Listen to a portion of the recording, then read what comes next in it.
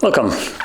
So today in front of me I have two different Samsung devices from 2 decades apart from each other, and we'll take a look at, I guess, at the progress of technology, because there is nothing really to compare between those two. It's like comparing a bicycle to a Ferrari, if a Ferrari was made out of cardboard.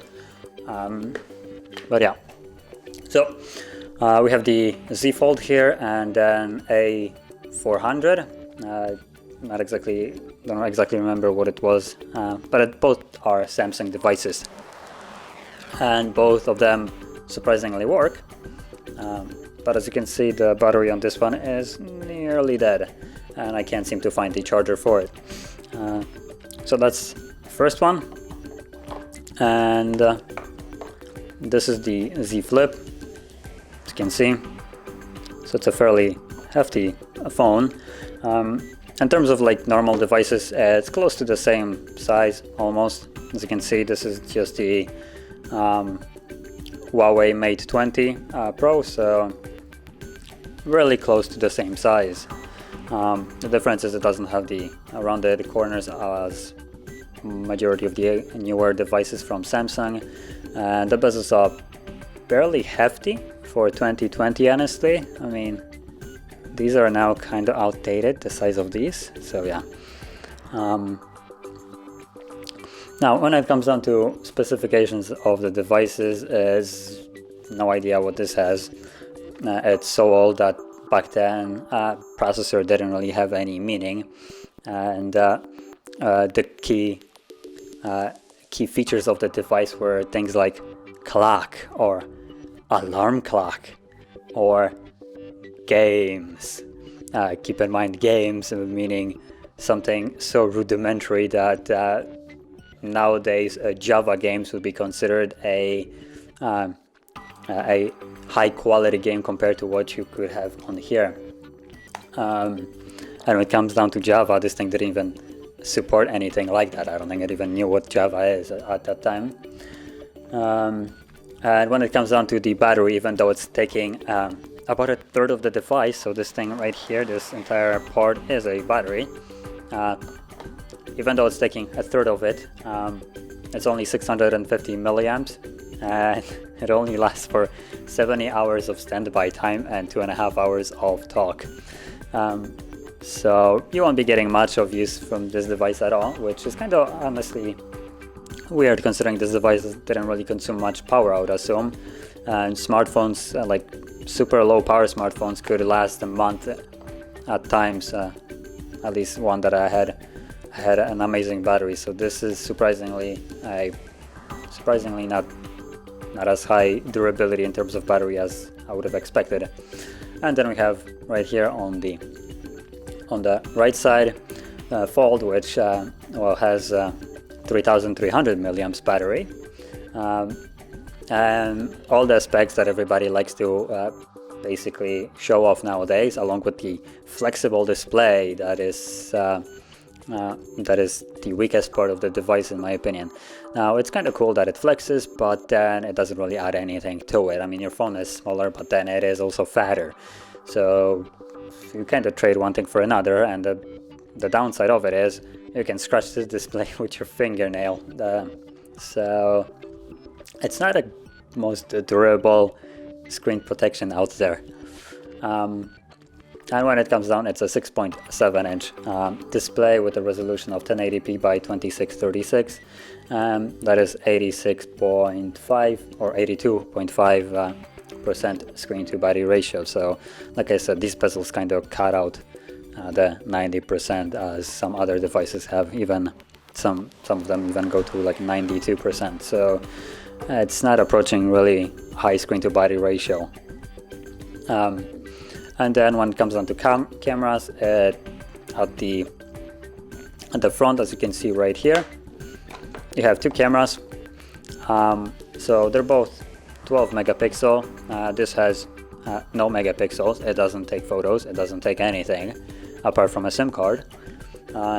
So here you have, oh, the phone is dying. So here you have the 12 megapixel wide and ultra wide sensor, and they can do all that gimmicky stuff like capture 4K at 60 frames, 1080p at 240 if you like the slow motion, and if you like it even slower, you can go to 720 at 960 frames. So you'll be getting a quite a significant slowdown in terms of footage. And then you also have another camera inside, right here, as you'll see. This little dot right there, that's a 10 megapixel camera that also captures footage at 4K 60 frames. So that I think at the moment only Samsung does the front camera 60 frames and at 4K on top of that, while majority of the other devices are still stuck behind with 1080p at least 30. I don't really see many 60 frame front facing cameras. Personally, I don't really care for it. I don't almost ever use the front camera, so I don't really care. The back cameras, even though they're 12 megapixel wide and ultra wide and capture videos at 4K at 60, I would consider them to be taking pictures, mediocre pictures at best. They're nothing mind-blowing. They have fairly good zoom, but then the pictures are kind of blurry.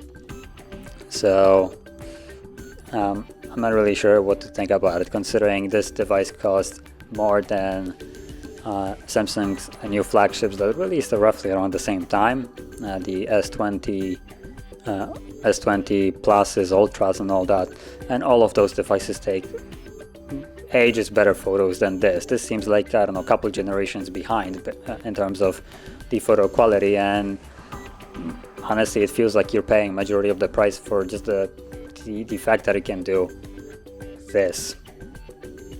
Have a foldable smartphone with a touch display that actually folds in half, which in my personal opinion, this is not really anything to be excited about. You take this phone to the beach, get a little bit of sand in there, and you might as well just not come back with the device, because it will make these god-awful nail chalkboard scratching noises that I would not want to have that phone anymore. It would drive me insane every time I would have to open that phone up. So not the greatest fan of it. And like I said, the durability of it isn't necessarily the best. You could basically destroy this display just with your fingernail. If you really wanted to press on there, it would just break. It would leave marks at like normal presses with your fingernail, and it would break at like if something would, for instance, get it in between the display when it's closed. You don't really have much space between the display, as you can see, and between the two displays when it's folded. And if something gets in there, well, it's either going to be scratched and like embedded something in there that it's going to be kind of like the plastic will just kind of scuffed, or it might as well just kind of bust a pixel, and from there it will also start like spreading black crap all over. So this device probably wouldn't last 2 decades just as this one did.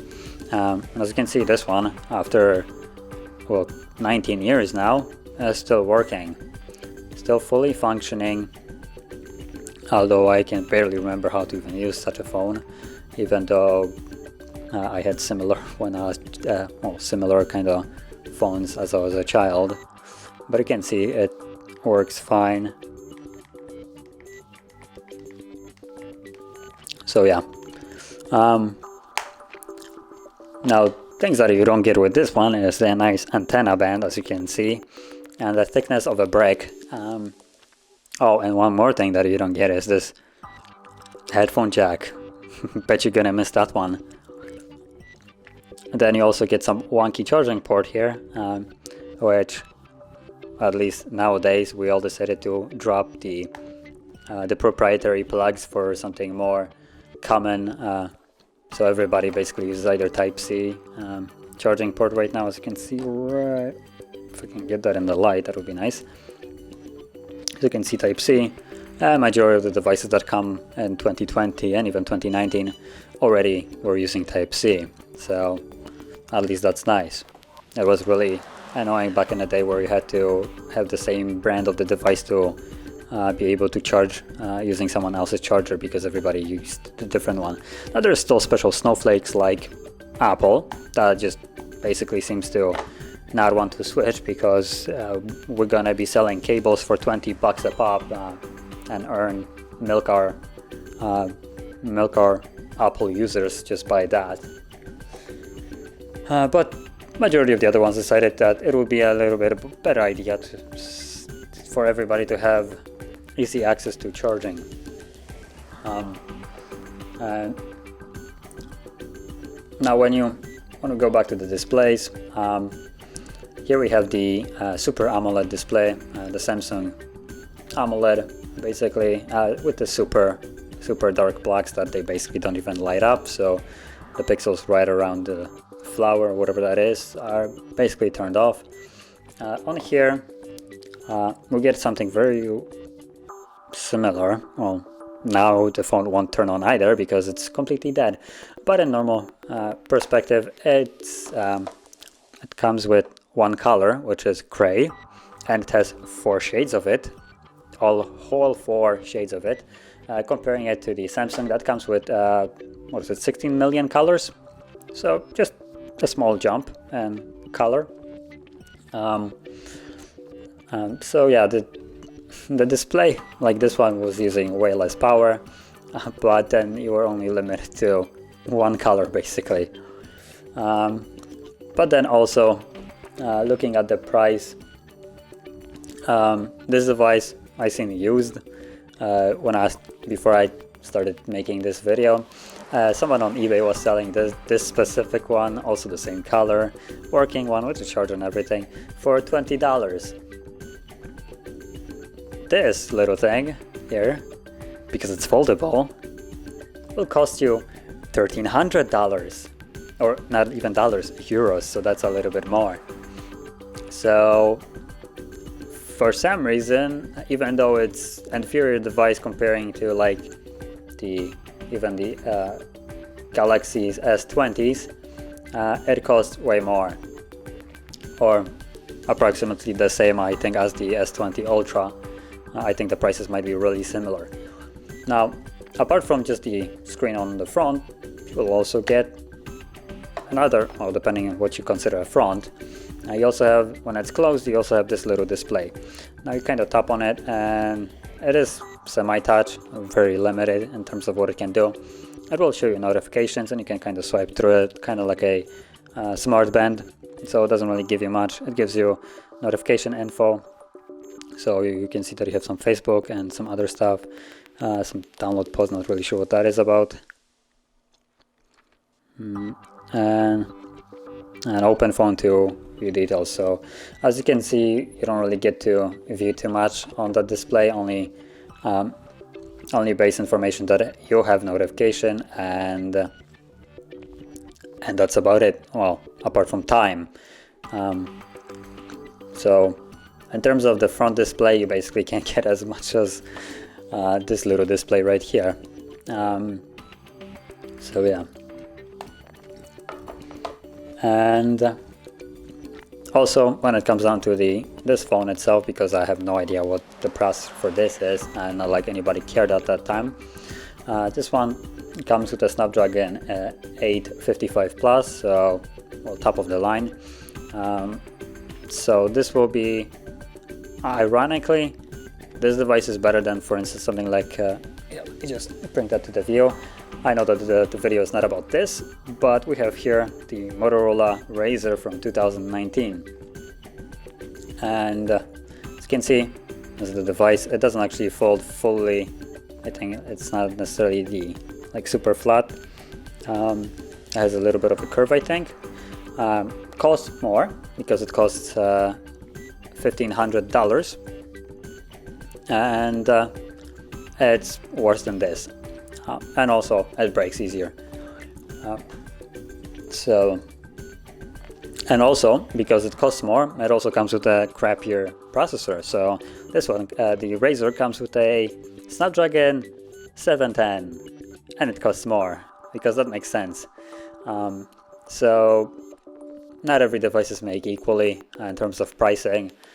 As you can see, the Razer can cost more and be worse in every possible aspect than this, and this is, in my opinion, already not the best device. If I would be going for a foldable, I think I would prefer to cough up these 500 more and just go for the Galaxy Fold, which is, I would say, probably the best approach to the foldable device. The display is hidden inside, kind of like this one, and it's still prone to everything that this one is right here, so you can scratch it easily, you can break it easily. But on top of having this display, when you close the Fold, you also have a normal, fully functioning display on the front of the phone that is not flexible and is just covered with normal Gorilla Glass, so it's gonna last way more than, for instance, this one. But apart from that, the foldable devices in most of the cases are very similar on how, I would say, how overpriced they are and how delicate they are, I would say, comparing to a brick like this one, which lasted 20 years. And the only downside is you don't get to connect to Wi-Fi here. You don't get all that Instagram and all that stuff. So if you want to go off-grid, this is the phone for you. But if you plan to join the modern society, I would still not go for this phone.